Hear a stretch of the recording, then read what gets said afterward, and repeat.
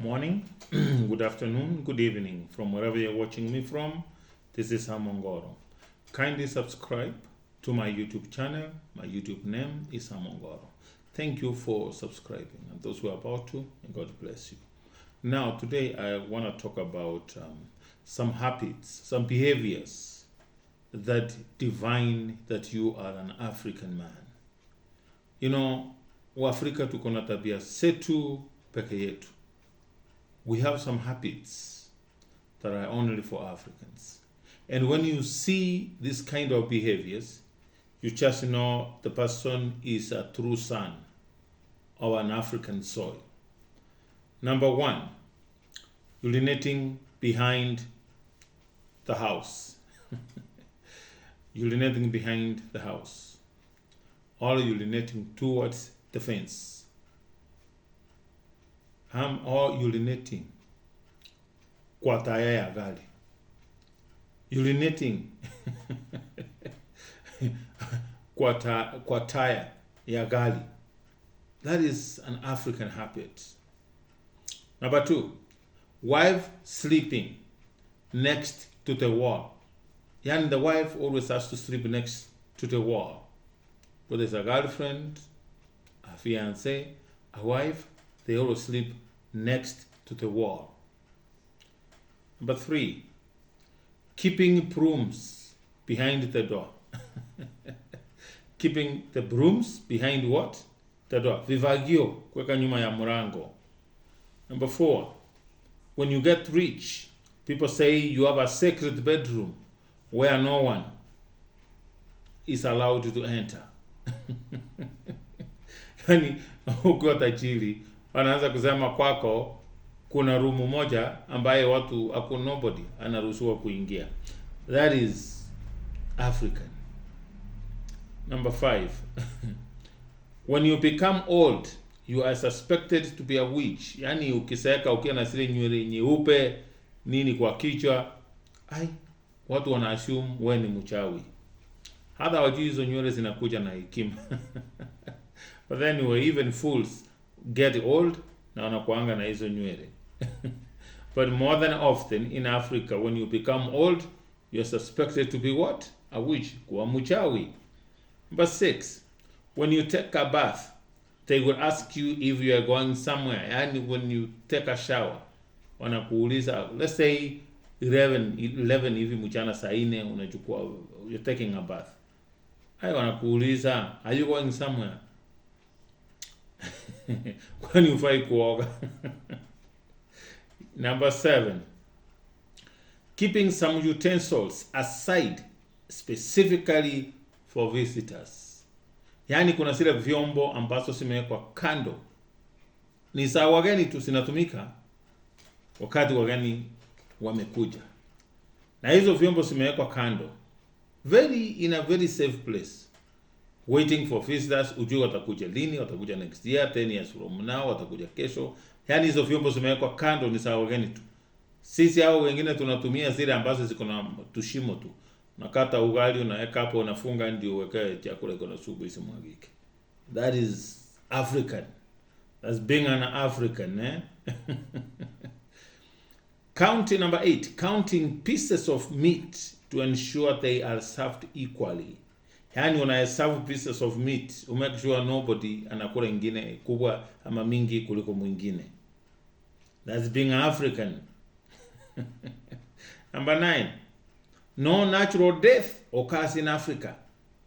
Your enemy is always the cause, or your enemy is always at it. Yani hakuna natural death in Africa. Hata mtu akionjeka ile ugonjwa inajulikana tu. Hafai kukufa. Yani kifo haifai kukua Afrika. Kifo ikikucha tu ni your enemies are at it. Ni maadui wako ndio wamekumaliza. So there is no natural cause of death in Africa. That's being African. Number 10, counting money after withdrawing from the ATM. Yani unatoa pesa kwa ATM na lazima hata kama umetoa 200, noti ya 200 na imekucha moja tu, lazima uone akifanya aona kama zimekucha mbili ama ni moja, hahesabu. That is being African. Na ametoa kwa ATM. Number 11, marrying a beautiful lady is equated to marrying a prostitute. That is in Africa. Ukioa mwanamke ako na sura, inachukuliwa kama umeoa maraya. That's number 11. Marrying a beautiful lady is equated to marrying a prostitute. Listens, I don't know why. I'll go home and find my grandfather or my grandma, see if they can explain to me what that means. That when you marry a beautiful woman, it's equated to marrying a prostitute. I'll go and find out and get tuned. I'll bring you part 2 of this. Number 12, removing shoes when walking in the mud and entering the house. Unajua kuna watu mvua ikinyesha lazima watoe viatu, wabebe viatu. Wakitembea kwa matope, lazima watoe viatu wabebe, watembee hivyo na waingie kwa nyumba. Yaani hawaogopi, wanaweza pata msumari umdunge, hawaoni anything inaweza wafanyikia kwa barabara. Wao wanaona walinde viatu kuliko mwili yao. That's being African. Uwezi ona mzungu anapita kwa matoba anatoa viatu amebeba. Ni Afrika. Sisi wa Afrika ndio tunabeba hivyo. Utaki kiatu yako iharibike. Unless ni sandal ama, lakini hata ama gumboots. More than often Africans tunabebanga. Tunabeba viatu. Unatoa unabeba. Mvua ikinyesha ndio utembee kwa matope na uingie kwa nyumba. Number 13. There are some special parts of the chicken meat that are reserved for the husband. Yani kuna ile special parts of the chicken meat that are reserved specifically for the husband, the head of the home. Yani unakumbuka zamani kuku ikichinjwa kuna parts ambazo watoto na mama hawakuli. Hiyo wanaweka kando ya mzee, hiyo ni ya mzee. Ama number 14. Yani kuna parts of the chicken, nyama ikipikwa ama tuseme kuku, ipaki ya kesho kama itoshi familia yote, hiyo inawekewa mzee. That is reserved for the mzee. Watoto na mama wachape mboga, mzee akule nyama ile ilipaki ya chana. If it's not enough, mzee hawekewe. Na ingine mzee ndiye anawekewa chakula mingi kuliko watoto. Yani mzee ashibe. Sijui they were trying to send a message that yeye ndio utafuta. So lazima ashibe ndiye apate nguvu. Kesho atulete. Chakula mingi during serving time. Lazima mzee afanye nini? Asafiwe chakula mingi. Kwa sababu maybe ni yeye anatafuta. Number 16. Buying new clothes when there is a festive. Yani kununua nguo mpya wakati kuna festive. Especially majority of Africans, they buy clothes during Christmas. Lazima kila mtoto anunue nguo mpya. That is being African. Ama wakiwa na ka special occasion, lazima nguo mpya sinunuliwe, watu wavae nguo mpya. That is being an African, a true son of an African soil. There are some behaviors, when you see them somewhere, you automatically know this is African. Number 17.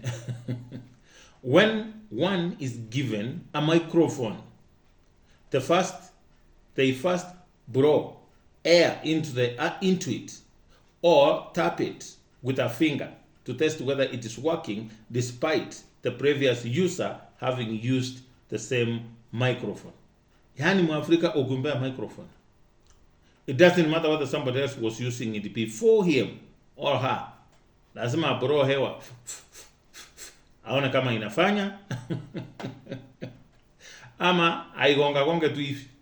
Asikie kama inafanya. Na imagine ametoka hapo, hiyo ametoka immediately kuna mtu alikuwa anaitumia, yeye akaingia. That's being African. Lazima itapta asikie kama inafanya. Ama usikie hey, anacheki kama it's working. Na yeye amepewa tu, na kuna mwenye amempatia alikuwa akitumia hiyo microphone, akamwambia that is what, that's being African. Number 19. Sweeping the whole compound even when some parts are not even dirty. Yani Mwafrika unaona tu anafagia compound yote, hata mahali kwingine si kuchafu, lakini mahali miti imeanguka kuna leaves hapo, unaona anafagia compound yote. Hata mahali kwingine si kuchafu. Sweeping the whole compound even when some parts are not dirty. Yani unafagia tu. Number 20. Looking left and right when crossing a one-way road.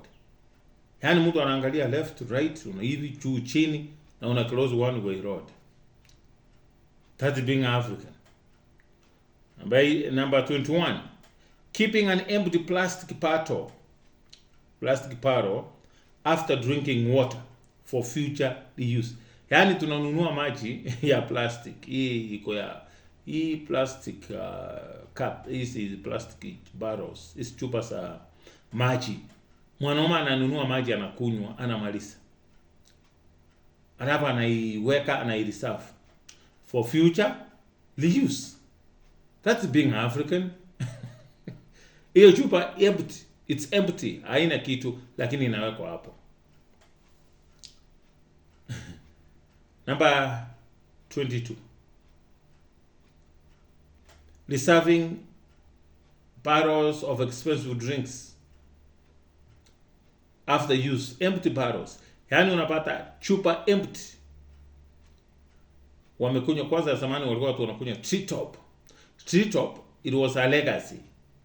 Yani it was a legacy. It was found in rare families. So unapata wamekunywa, wamemaliza. Hiyo chupa imewekwa hapo kwa sitting room mahali. Inaonyesha Treetop. But the barrel is empty, but imewekwa hapo tu, kuonyesha what goes on in this family, ku signify status quo in that family. Yani hiyo chupa imewekwa pale tu. Ukuja unaiona. Ile mikebe ya Pro Band imetumika yote iko hapo. Imewekwa ile ya plastic. Hii ya Pro Band, mkebe wa Pro Band. Imemalizwa na imepandikwa hapo tu. Iko hapo tu.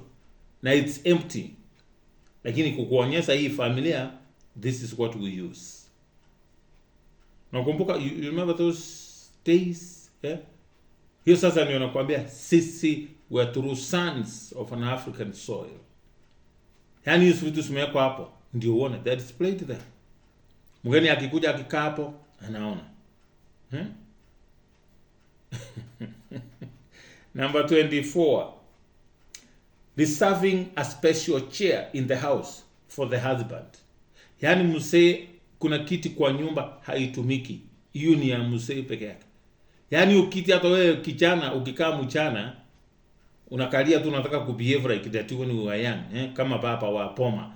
Unaikalia hiyo kiti. Lakini before ikalia unaangalia left, right, center kama kuna mtu amekuona, because kama your brother, your siblings wamekuona, is a punishable offense. So ulikuwa unakaa tu na woa, unachungulia huko na kule, unaona hakuna mtu anakuona, then unakaa una relax kidogo tu. Na hata ukikaa hapo unatetemeka ndani, lakini outside unataka kujionyesha wewe ni mwanaume. Umekaa hapo kama daddy. So unaweza uliza your siblings, hey, do I look like daddy? Yani kuna special seat in the house reserved, a special chair reserved in the house for the husband. Na haingekuwa sofa set ama recliner, inaweza kuwa kiti ya mbao. Na sio imetengenezwa vizuri. Kiti ya mbao, hata ya plastic, mahali inakaa position, hiyo ni ya mzee.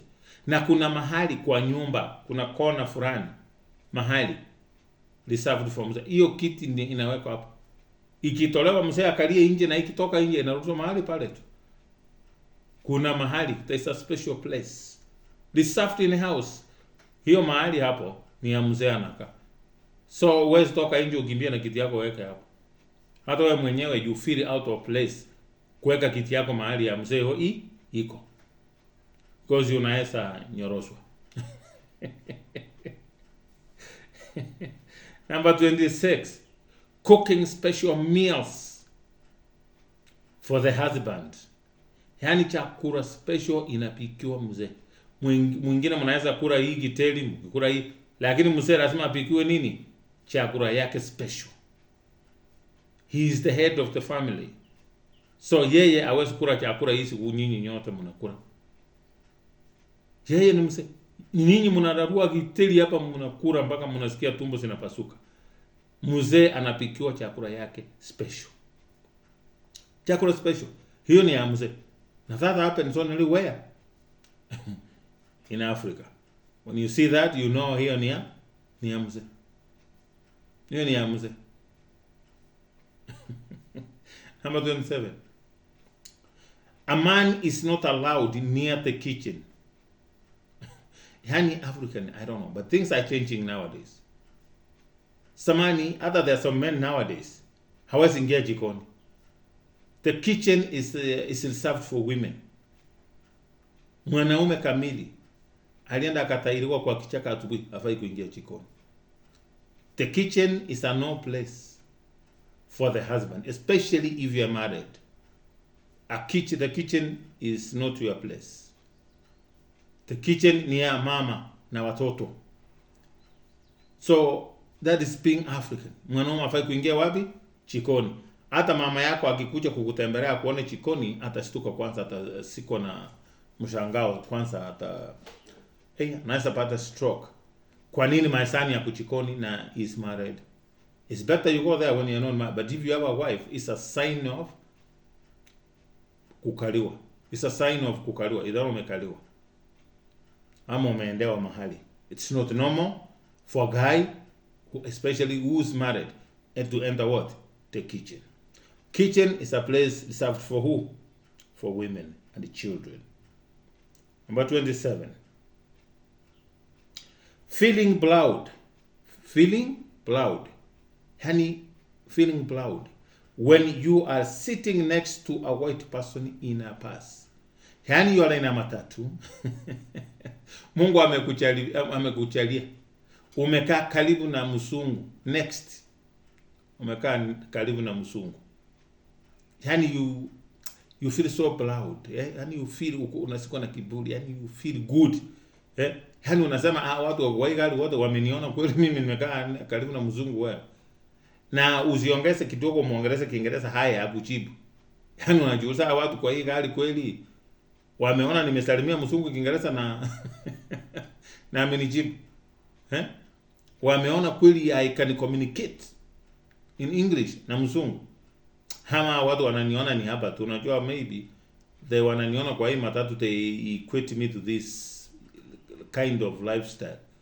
Mimi ni mtu hata ninaweza ongea na Obama Kiingereza na tuelewane. Lakini hawajaniona. Yani una wish hata hiyo gari ingekuwa open roof. Hizi kwa na roof. Hata ukipita kwa barabara watu wote wanakuona umekaa karibu na nani? Na mzungu. That is being African. Hiyo ni African. Number 29. When you are in a bus, sitting next to the window, yani you say hi to, you wave to everyone who is walking. Yani ukiwa kwa matatu, kwa bus matatu, umekaa kwa dirisha, yani unasalimia watu wote, hata wale ambaye huwajui, hata hawakujui. You just wave to them. Especially Mungu akubariki upate kiti mbele na ukae karibu na dirisha. Yani unasalimia mpaka hewa, mpaka hata miti unaweza iwavia. Yani you wave. You see, you look at people, hawa wanatembea na mguu, you even smile. Unawasmailia tu. Yani kusema kwamba God harali, I am blessed. Niko kwa matatu wapi? Mbele. Yani you wave. You wave anyhow to anybody, anything. Hata wenye hawakujui, you wave. That's being African. That is being African. That's a typical African man. We are very proud to be African. And I can tell you, even if I have to die now and come back again to life, I'll choose Africa. I want to be an African. There's some things about Africa that I love so much. When I'm speaking all of this, it doesn't mean that I have something against Africans. We are who we are because we were fearfully and wonderfully created by the Almighty God. We did not create ourselves to be Africans, but God saw it wise for us to be Africans. God chose me before I chose him, and he saw it wise. I'll serve his interests, or I'll serve him better if I can be born in Africa. God does not do things, nothing happens to you by mistake or by chance. It was planned by the Almighty God. So there's nothing wrong being an African. It is who we are, and we ought to be proud of who we are, because we cannot change nothing, my brother, my sister. We ain't gonna change nothing. We are African, simple and straight. And nothing will change us from being not Africans, unless God says otherwise. For now, I'm proud African, and I'm very happy to be an African. There's no one who chose to be a certain tribe, or to be born in a given country, or to be given a certain color. That is something that was entirely determined by God. So we are all the same, ladies and gentlemen. And let us respect one another. Whether you are which color, whether you are which tribe, or whichever country that you were born in, that does not matter. What makes us proud is we're all human beings, created in the same image of God. So nobody's special than the other.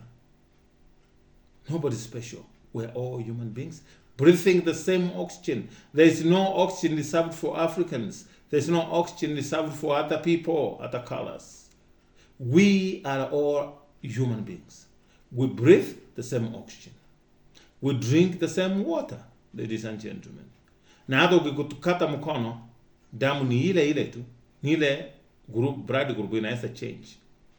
But a black person anaweza fea a white person, anaweza mdonatea blood. That is kama wako the same blood group. So there's nobody who's special than the other. But hii mambo ya kuwa special, it is us who give us classes. Tunajipeanga class. But to God, we're all equal before God's face. We are equal because we were created by the same God. Thank you so much, ladies and gentlemen, for subscribing to my YouTube channel. My YouTube name is Amongoro. Thank you so very much. See you in my next video. God bless you. Till next time, bye-bye. See ya. Bye-bye.